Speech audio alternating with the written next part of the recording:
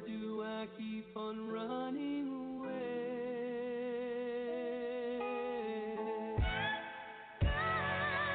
All right, welcome back, Moguls. I'm your host, Jessica LaShawn, and I'm ready to talk about money. Not just any kind of money, but growing money and saving money. This episode of JL Radio is sponsored by none other than Mogul Academy, where mentoring fills in the gaps, the financial gaps between school and reality. For more info, check out mogulacademy.org. We have an amazing episode for you with none other than the Investment Tutor. We're going to bring him live in a few minutes.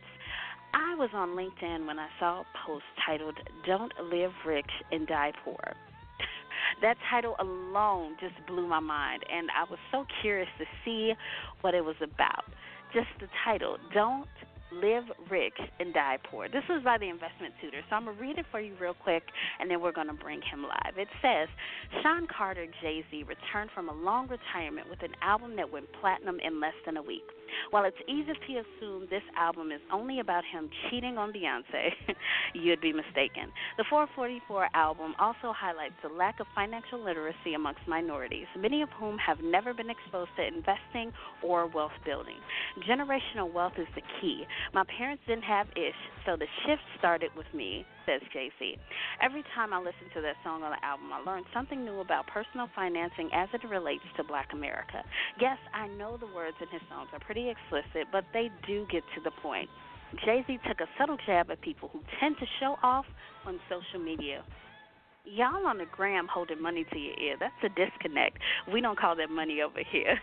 It's because there's a pervasive belief hindering our generation. It's the belief that if you appear to be doing better than your colleagues, that's all that matters. So if an individual has a nice car, fancy clothes, or even a house and appears to be more financially well off than his or her peers, nothing else matters. Unfortunately, looking rich is not the same as being rich. And a person can't pretend to be rich forever, especially if he or she has no investments. Pretending to be well off is the biggest threat to financial freedom. It encourages a person to allocate funds to his or her lifestyle today, which leaves nothing for tomorrow. As a society, we need to shift our way of thinking. Don't base your success on how fast you can accumulate material things. It's not the goal. I've heard many stories of individuals who lost their true self in the pursuit of possessions. True happiness and fulfillment are directly correlated with the ability to build meaningful relationships. The inherent need to accumulate more things is the reason most people never have enough money or any wealth to pass on to the next generation. This has to change, but it starts with a change in one's mindset and willingness to learn about money. This article was written by the Investment Tutor. The purpose of the Investment Tutor is to make investing easy to understand. If you feel stuck or have no need or have no idea where to go, he offers 15-minute tutoring sessions. There's a link to his contact information within this profile. I'm going to bring him live right now, ladies and gentlemen. Let's welcome the Investment Tutor. How you doing today? Hi, Jessica. I'm doing very well. How about you? I am doing quite well. I'm so excited about this discussion. I've been stalking your LinkedIn page for a few days now, trying to learn as much as I can. So I was wondering, how did you get into financial literacy and investing? Yeah, because I felt that, where do I begin? So I read this book titled Rich Dad, Poor Dad. So anyone who's listening, write this down. Rich Dad, Poor Dad. And it's a book by Robert Kiyosaki, right? And within this book, Robert Kiyosaki was sharing how the rich know a lot about money, but then the middle class and the poor do not. So then I read the book, and it exposed me to a lot of things that completely changed my life. Now, when I graduated, I just took a look at other colleagues of mine, and I realized everyone is just so busy at work.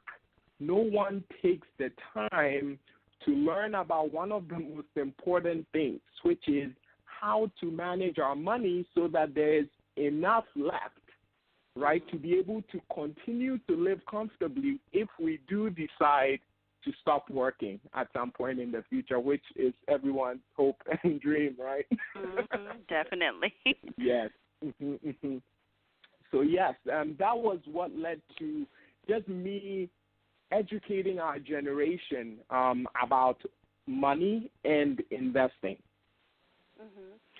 Now, you mentioned that after you graduate, I see that you have an MBA. What made you want to go into the business educational arena or advance your education within business?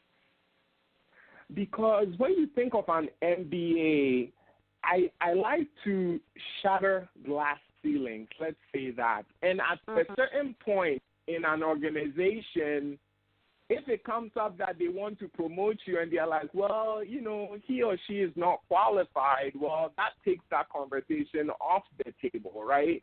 So an MBA, in my perspective, allows you to reach whatever level you want to reach within an organization. So that was what led me to pursue an MBA, tied with the fact that I was just very passionate about business and entrepreneurship. Now, I'm glad you mentioned business and a correlation with entrepreneurship. Now, you're the investment tutor. I was wondering throughout your educational experiences if investing and saving for the future as a business person or an entrepreneur ever came up. So during the process, in all honesty, all I knew or all I was told to do was to go to school and get a good job. That was all my parents told me, you know, and that's all I knew.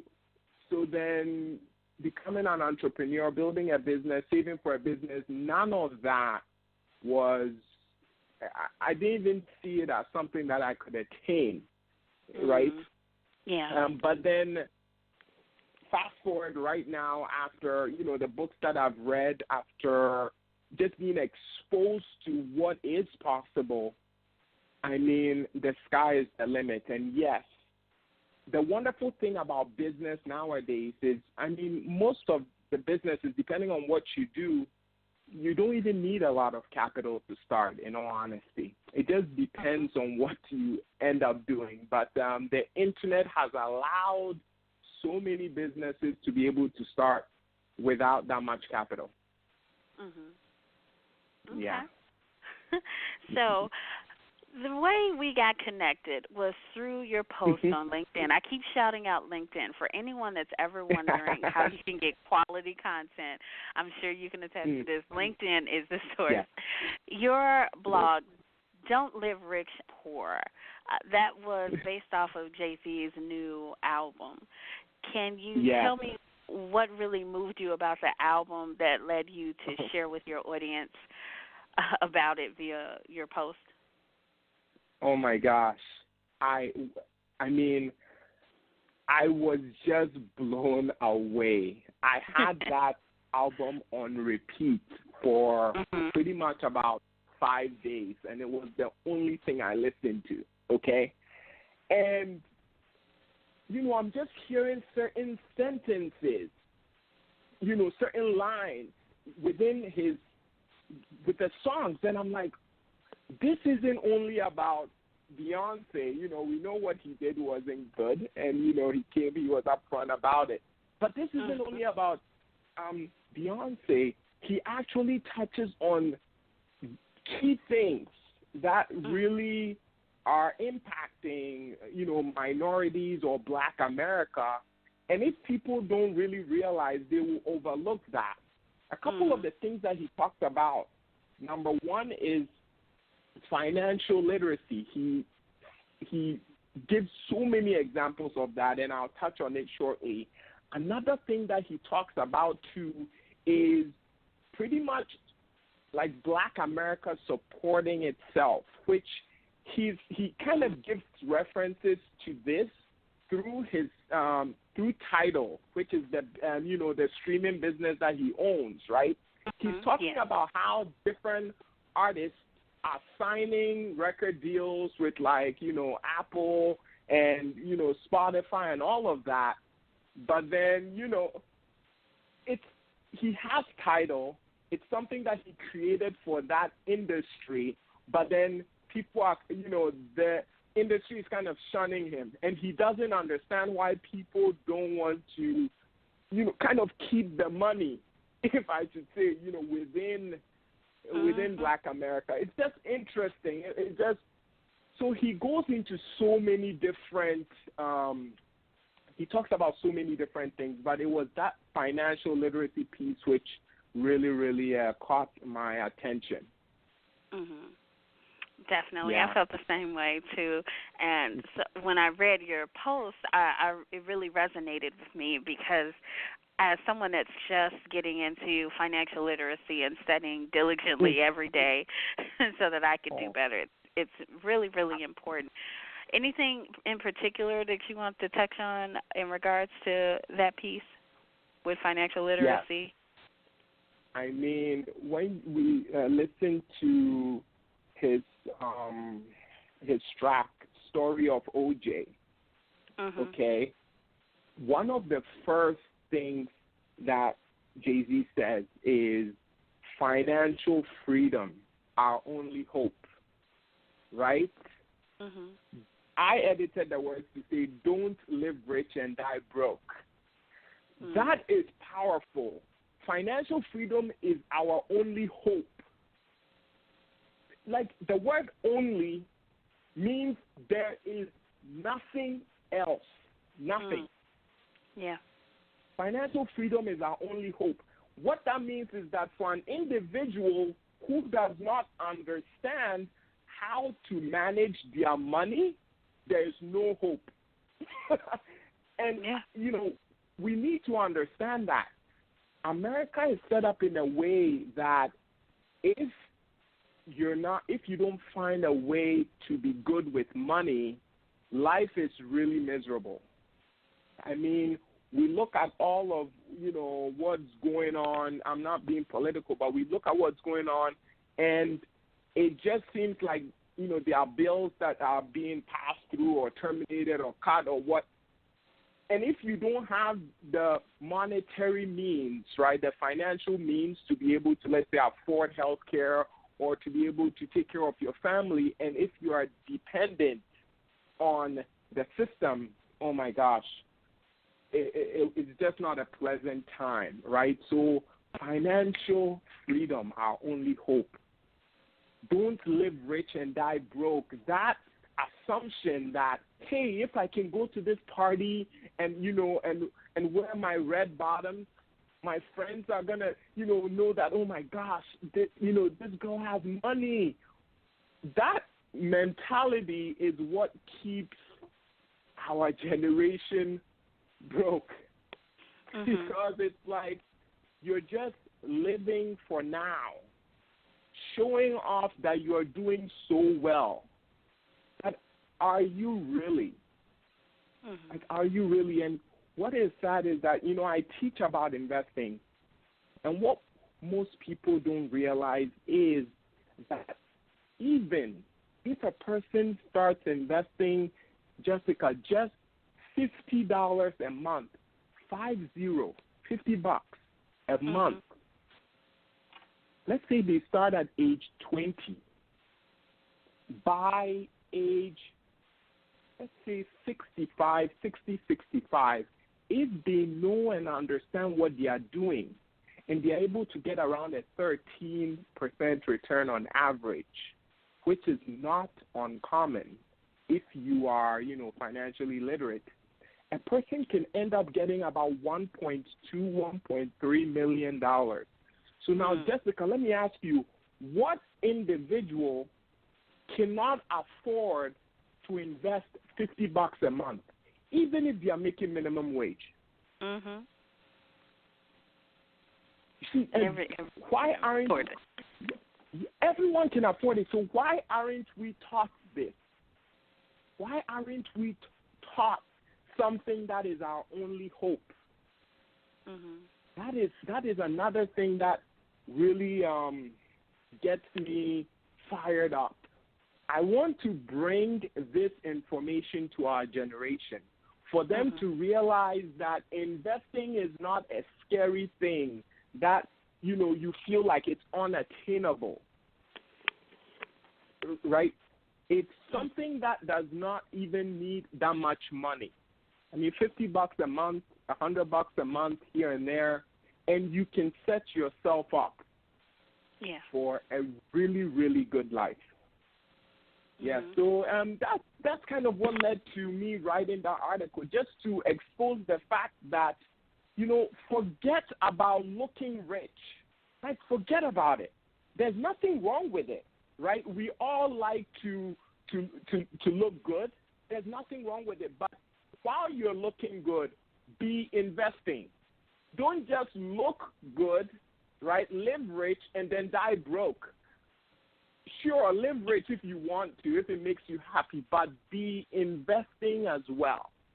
Does it make sense? Yeah. Yeah. So how does someone actually start investing? Because if you Google it, you see all these scary things like sign up with this brokerage and all that other kind of stuff. Oh, my gosh, Jessica, you brought up an incredible question, okay? How does someone learn how to start investing? And I'm going to be very honest, they don't. The reason I say this is because it is so scary, right? People don't know where to begin, who to go to, who they can trust. Unfortunately, there was a study done by Fidelity, I believe, and millennials disclosed that about 70% of them don't trust the financial industry. They just don't. So they would just much rather keep their money in a savings account. Well, what that means is that our generation, we're not investing, right? So that if there's no clear path to be able to bring people to teach them how to invest, then there's a problem. Right now, a person's only option, if they wanted to learn how to invest, is essentially to find a financial advisor. One thing that people don't know also is that financial advisors, a majority of them, unfortunately, they sell the financial products of the company that they are with. And their paycheck is dependent on the type of product they can sell and the quantity. Yes, the quantity that they sell. Right? There are just a few financial advisors, maybe 5% or less than 5%, who are called fiduciaries, right? They are obligated by law to put the customer or the client's interest and investments ahead of theirs. So those financial planners, they don't take a commission. They just pay, you just pay them a flat fee. But then 95% of the industry are the commission-taking financial advisors. So you can only imagine. There's no... Go ahead. Yeah, I think that's something we need to touch on again. The fact that you just told us 95% of financial advisors have an agenda because they work for certain companies, and in order for them to get a good paycheck, they have to make certain sales. Whereas there are 5% that are legally obligated to make sure that they do what's best for you and your financial portfolio. Yeah, I don't think a lot of people knew that. That's important. Yeah, it's very, very important, and it's sad. It's sad. It's sad. So how can somebody actually find someone that would have their best interest at heart? Is that something that's actually listed next to their name when you research them? Yes. You have to ask a person, first and foremost, the way you know off the bat is if the person is taking a fee to essentially let's say, either show you how to invest or invest for you, right? They are taking a flat fee. So, for example, my cost is $400 a year. That I'm not saying that's my cost. I'm talking from the standpoint of the financial planner, because I'm not a financial planner. So a financial planner can say, my cost to you is $400 for the year. That's the services that I'll provide, right? So now a conversation you would want to have with the person is, first, are you a fiduciary? Okay? Fiduciary is someone who, by law, has to put your interest before theirs, your financial interest before theirs. So that's the first question. Secondly, are you selling me products of the company that you represent? Once they say yes, I would be a bit cautious. The reason I say I'll be cautious is because there are so many financial products. There's no reason to sell you, the ones from their particular company. So unless someone can prove to you that the investments that they are making for you are investments that, contain, let's say, investments outside of their company, the company that they represent, or even better yet, hopefully they don't even represent one particular company. You get it? That. And the third is, are you making any money, any commissions of any kind by me purchasing certain investments? And if the answer is yes, I'd walk away. Because anytime someone makes money by your purchase, unfortunately, they will look to put you in certain investments that make them money, which is another thing I wanted to talk to you about. So you know that most people work and their employers have a 401k. Yes. Right? Perfect. This is also going to surprise you.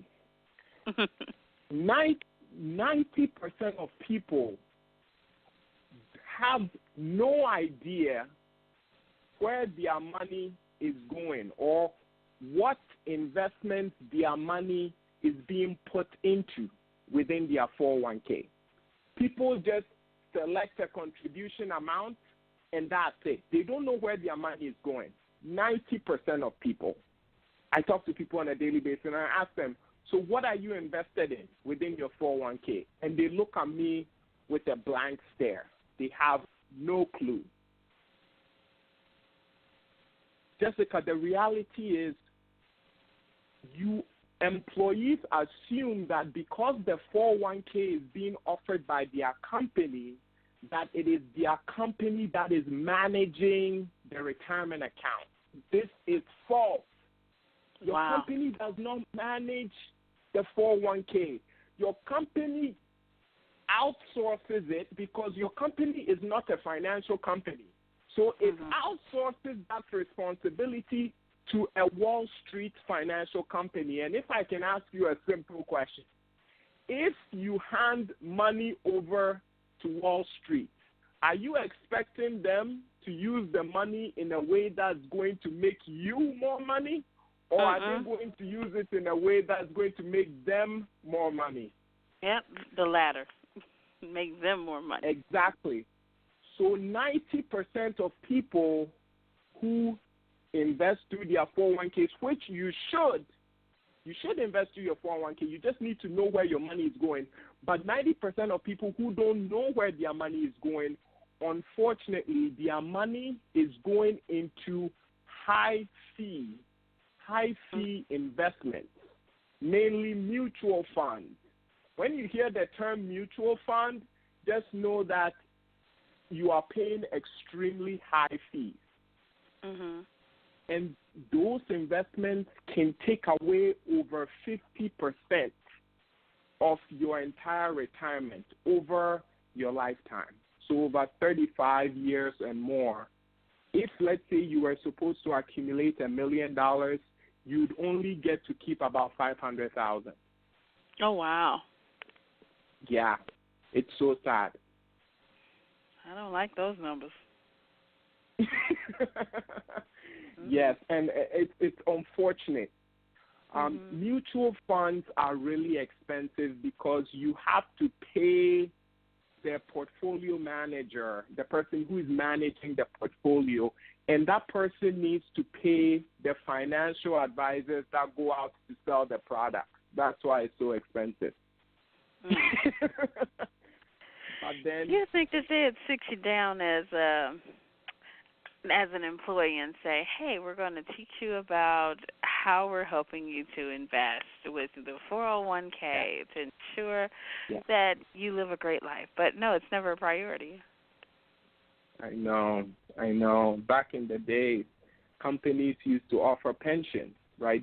Companies took on the responsibility of making sure that when the employee retired, they had enough, right? Because the company was going to pay you, but companies were like, no, that's too expensive. We're not going to do that anymore. We're going to put the responsibility on the employee, right? They need to figure it out now.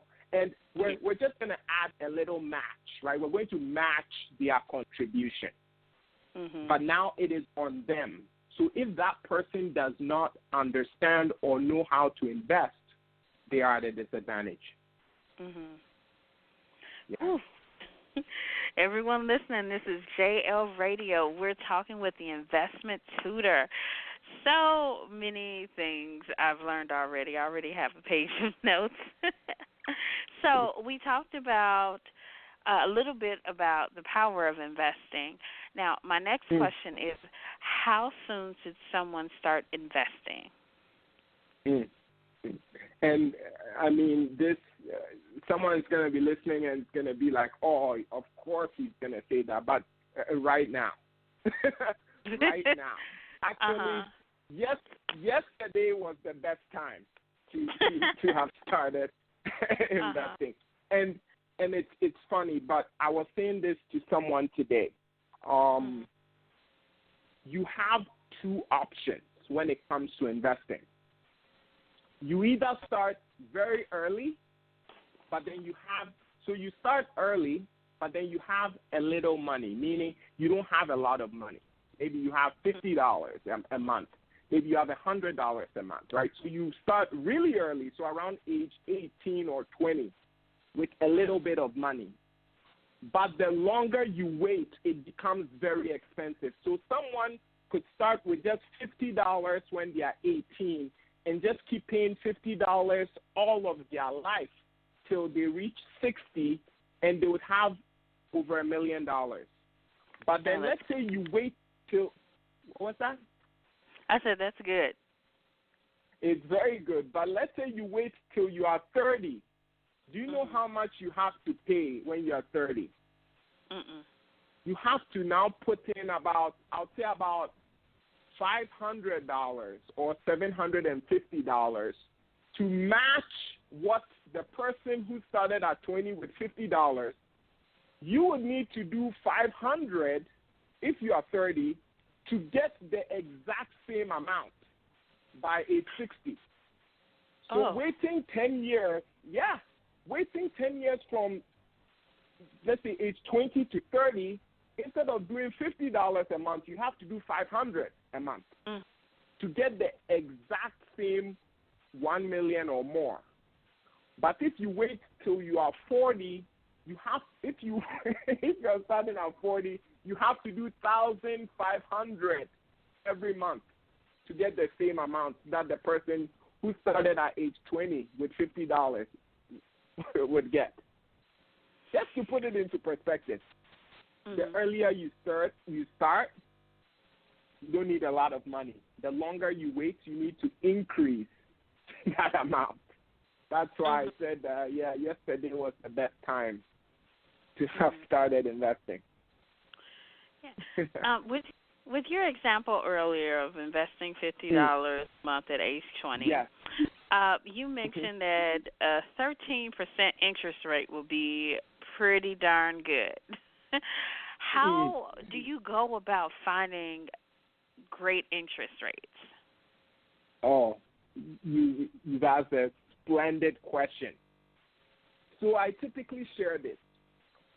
Whenever I tell someone that, with some education, with basic education, you can get a 10% return, okay? Mm-hmm. A 10% return on investment, let's say interest rate, but then we're looking at interest rate from a positive standpoint. So let me just call it return, because return means we're getting it, right? Mm-hmm. So then a 10% return, whenever I say that, people look at me with their eyes open. Wow, how can you get 10%? Do you know why? Jessica, do you know the average return that the average American gets on their investment? It's about 3%. 3. That's why whenever I say you can get a 10% return, people's eyes are like 10%. But 10%, in all honesty, is just the bare minimum. That's someone with just a little bit of education. Mm-hmm. If a person wanted a 10% return, they can just look at the S&P 500. The S&P 500, to tell you what it is, you can Google it, is the letter S, so S as in Sam, then the end sign, so S and P, so the letter P as in Paul, 500. It's, let's call it a fund that has the top 500 companies in the U.S. within that fund. It's an index fund. So pretty much, if you were to purchase the S&P 500, it's like buying the top 500 companies in the U.S. These top 500 companies will keep changing. So 10 years from now, it's going to be the same fund you are invested in, but the top 500 companies in 10 years will be the top 500 companies at that time. So if a person were to invest in this, they essentially don't have to do anything. They just put their money in and take their eyes off. Do you know the average return of the S&P 500 over 80 years? So from like 1930 till now, do you know the average return? 10%. Over 80 years. 80 years, 10%. So you see, if I hadn't told you this, you wouldn't know that the S&P 500 can return, 10% on average. On average means some years it may be higher.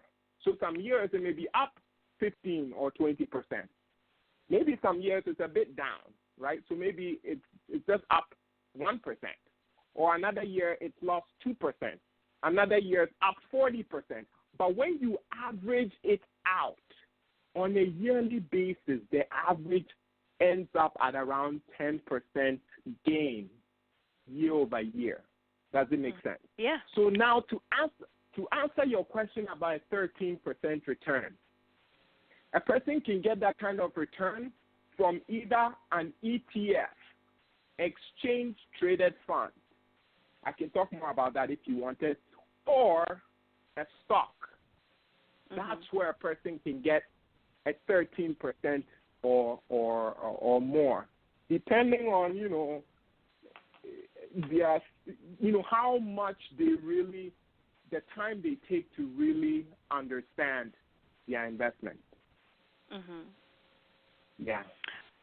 So are investments just usually stocks? Is there any other way that you could see someone investing that would be just as beneficial as the S&P? Yeah, so when we talk about investing or investments, essentially what they mean is to put your money into a vehicle that provides growth, meaning you want to put your money into something that can grow with time so that that money continues increasing. That's what investing means. So to break it into very simple terms. In terms of the different investing vehicles or investment vehicles that are out there, there's stocks. Stocks are the very popular way to invest because essentially you just purchase an ownership stake of a company. That's a stock. A stock is when you give money to a company, the company takes the money, it goes to put your money to use. So let's say you give your money to Amazon, and Amazon goes off, and Amazon is able to grow. Maybe it hires more employees. It's able to bring in more products, and they make money with your money. They are going to come back at the end of the year and say, hey, look at our profit that we were able to make because everyone purchased our stock. So you guys gave us money, and now we used your money to make money. So you can share the profits with us. So then a person's stock might increase. Do you get it? So every time you give money to a company and then the company is making more money, your share of the company continues to increase. And that's how stocks work. So that's a type of investment. I mean, real estate is another type of, investment vehicle. Essentially, you purchase, let's say, a home. Maybe you decide to rent it out. That's a very good way to, have a good return on investment. And also, the value of the property can grow with time, right? So once you're able to put your money into something that grows, Jay-Z on the story of OJ, he talked about how he bought artwork for $1 million, right? 2 years later, it's worth $2 million. A few years later, it's worth $8 million. I can't wait to give it to my children. I mean, essentially, investing is putting your money into something that provides growth. Yeah. Okay. Yeah. Oh, that's awesome. So you also wrote a blog post that says how you can ensure that you won't lose money in the stock market. Can you give us a rundown on what was in that post? Sure. So the only way, right, to lose money in the stock market is essentially to gamble. What I mean by that is that, a person goes to invest. They pretty much don't know what they are doing. So then the possibility or the likelihood for that person to lose money is really, really high. So I give an example in the post of, let's say a person, decides to take a car on the highway, right? So imagine you've never gone to driving school, you've never sat in a car before, and you just hop in your parents' car. Let's say you're a young, man or lady. You hop in your parents' car, and then you manage to slowly get the car out of the driveway, and then you hop onto the closest highway that you see. What do you anticipate would happen? Something not good, right? You put your life at risk. That is a comparison I'm making with investing. If you haven't been taught how to invest, let's call it, investing school in quotes, then if you go out there and let's say your friend is like, oh my gosh, I invested in Netflix, or I invested in CVS and I made so much money, man, it's time for you to get in. And you're also like, wow, he put money in. So you go to your savings account, you take $2,000 and you just go buy what your friend purchased. Did you analyze the company to know what you were doing? Or did you just hop onto the highway with no education? Does it make sense? No. Your example makes sense, but it's not a wise decision. Yes, it's not a wise decision at all. So essentially what I'm saying is that educate yourself, regardless of whatever it is, whether it's investing, whether it's starting a business, whether it's going into a relationship. Take your time to educate yourself, right? Let's say you wanted to go into an interview, for a job. Educate yourself. Don't just put yourself in that position when you don't know about it. It's very risky.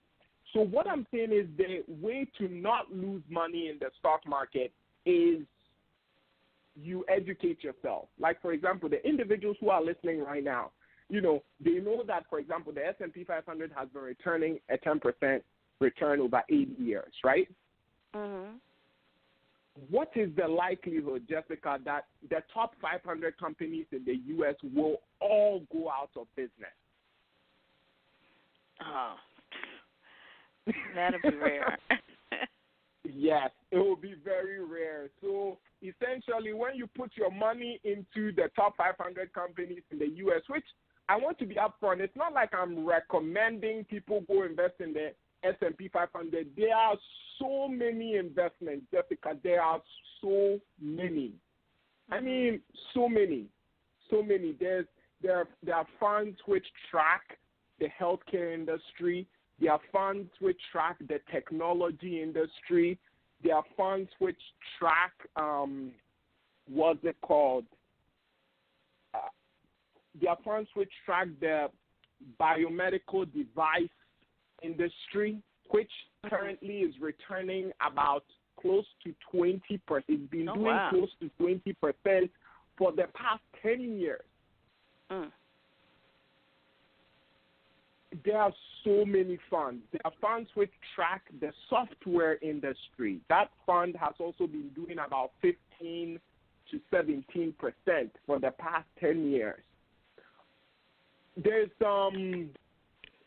I forget the industry, but when it comes to, let's say, the military, right, being able to purchase being able to purchase equipment for the military, there's like a fund for that.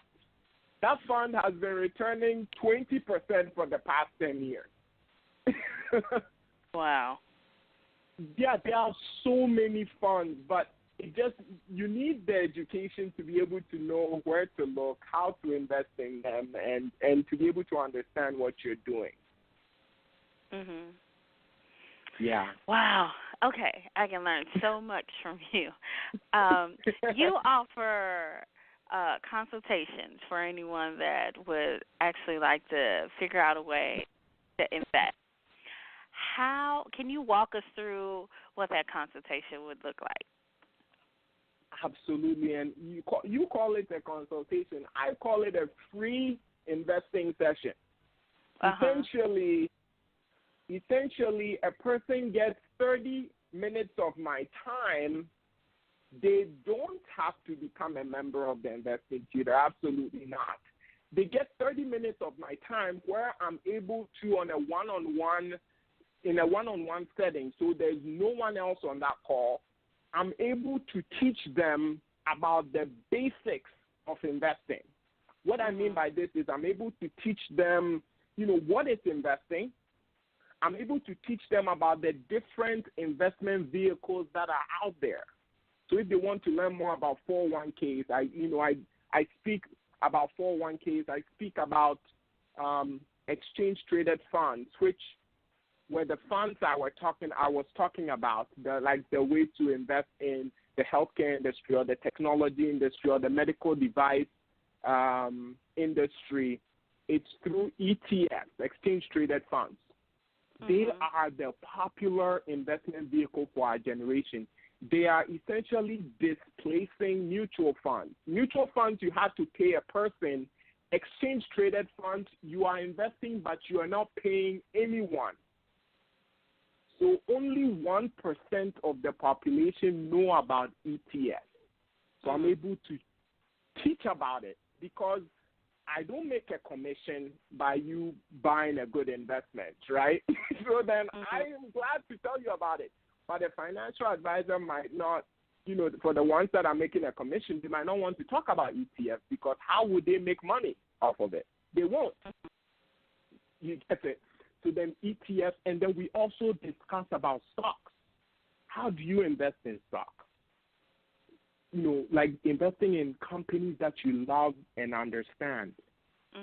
So we're able to, over a 30-minute period, I'm able to walk you through, and at the end, you're going to understand more about money. You're going to understand more about investing. And it's at the end of the session where I typically ask, did you want me to, over the next 3 minutes, share some of the services that I have at the Investing Tutor if you think it will be beneficial? And at that time, it's up to the member to decide whether it's something they wanted to learn more about. And also, I'm able to answer any questions that they have, right? So, yeah, they have me for 30 minutes to learn, and it's just a great way for me to give back. Just knowing that I give, this amount of time, no strings attached, person to actually just learn. Mhm. Yeah. I have a question from Margaret. Yes. And she would like to know, what's your thought on purchasing penny stocks through Apple Store apps? just stop right there. The number one thing I hate in my life are penny stocks. Okay, and Jessica, let me be upfront. The reason I hate penny stocks is because investing in penny stocks is gambling, period. And I don't gamble. For me to write an article about how not to lose money, right, in the stock market should tell you I don't gamble. When I'm investing, I'm not buying something and hoping and praying that it's going to work out. A penny stock is a very small company with not enough data for you to be able to analyze to know if it's a good investment. So what that means is that you are gambling. I don't like to gamble. I like to purchase established companies that have a history for me to follow to see, are they making money with the money they have? And what does the investment industry say about that company? So I'm able to look at all of this data to make a decision. For example, let me ask you a question. Do you think Disney will be around in 30 years from now? I do. Yes. Do you think Amazon is going to be around in 30 years from now? Yes.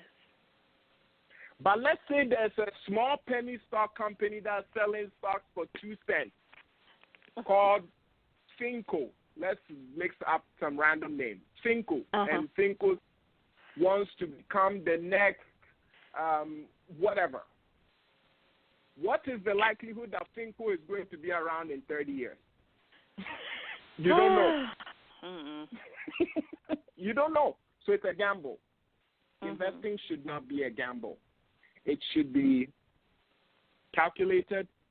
You should put some thought into what you're doing. So I don't even look up any stock. Okay. No. I have another question. Timothy wants to know, what's your favorite money-making movie? Oh, my gosh. That's a very, very, very, very good question. So it's interesting. This one you're going to find funny because I like Wolf of Wall Street, but he was selling penny stocks, right? He was buying penny stocks or whatever.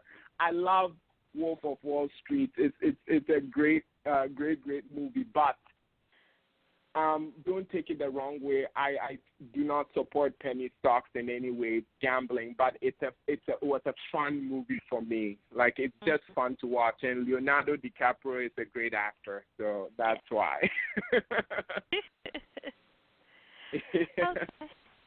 And you have been wonderful throughout this whole show. There was so much that not only myself, but I'm sure my listeners have learned.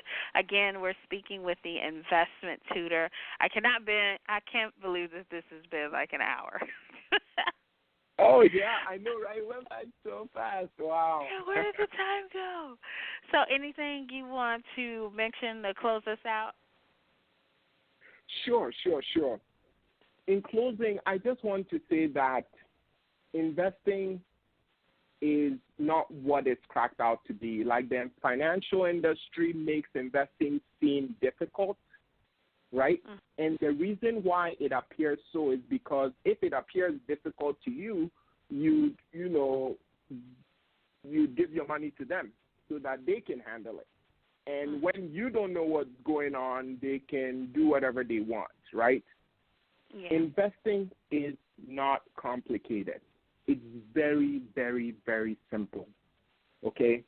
You just need to have an individual that you trust, or someone who's trustworthy, someone who has, a lot of integrity, and have that individual essentially show you how to go about doing that, like how to go about investing. And always continue to educate yourself. Like with the internet, now we can read so many articles about how the economy is going, how business is. I mean, do that, right? Educate yourself. And I want to close with one thing. When it comes to money and investing, money does not discriminate. Let me explain that, because that might be a new concept to you. Regardless of the color of your skin, if we all buy Apple stock today and we're selling Apple stock 10 years from now, our returns are exactly the same. Doesn't matter. It doesn't matter who you are. Money does not discriminate. That concept should blow your mind. Yeah. That is why I feel it's so important for every individual, regardless of race, gender, whatever, learn how to invest, because financial freedom is our only hope. And Jessica, my website is theinvestingtutor.com. Theinvestingtutor.com, and your listeners, they can reach out, if they wanted to talk to me during that session, or even on LinkedIn, if they wanted to search for me, they can do that. They can message me, send me messages on LinkedIn if they have any questions, and I'll be more than happy to assist them. Yeah. Okay. Well, thank you so much. Once again, his contact information is listed within the summary of this podcast. Thank you so much for coming on and sharing your wonderful wealth of knowledge with not only myself, but my listeners. Thank you guys for listening. This is my first show in over a year. I apologize for the technical difficulties in the start, but we made it through. I just appreciate you so much for sharing this time and space with us. All righty. Anything else you want to say? Oh, not really, Jessica. Just thank you so much for the opportunity. I applaud you for what you're doing. You're able to bring, valuable information to our generation, and I just wanted to, just commend you for that, and to, encourage you to keep on. Right, little things like this go a long way to make a huge difference in our lives. So thank you. Thank you so much. All right, I'm Jessica LaShawn. Thank you. Have a good one.